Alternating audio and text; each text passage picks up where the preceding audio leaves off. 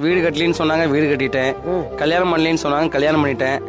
ஆனா இப்ப கடைசியில கடன் தான் வந்துச்சு. கொண்டாத தூக்கமே வர மாட்டேங்குது. காலையில 5 மணிக்கு எந்திச்சு பேய் மாதிரி உட்காந்துட்டு கொண்டாத கடன் நினைச்சு என்ன பண்ணலாம் கொண்டாதா. வீடுக்கு நீ சம்பாரிச்சு போட்டு நீ வீடு கட்டியிருந்தீங்கன்னு வச்சுக்கோ, உனக்கு அந்த பிரச்சனை வந்திருக்காது.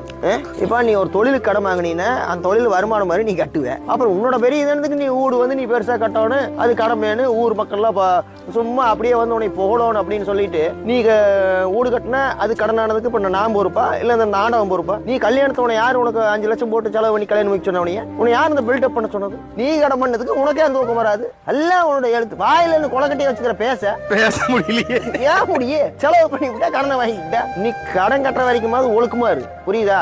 யாரு கல்யாணத்துக்கு கடனை வாங்கி கண்டமடலமா செலவு பண்ணி கஷ்டப்படப்படாது. உன்னை யாரு பந்தா பண்ண சொன்னா? யாரு நான் பண்ண சொன்னேன்? ஆட்டம் பண்ண சொன்னானே. சிம்பிளா 3 கல்யாணம் முடிக்க வேண்டியதானே? ஏன் ஒரு 5 லட்சம் ரூபாய் இல்ல வீடு கட்டின நீ படுத்து முடியாது? உன்னை யாருக்கு 20 லட்சம் செலவு பண்ண சொன்ன? அணுவி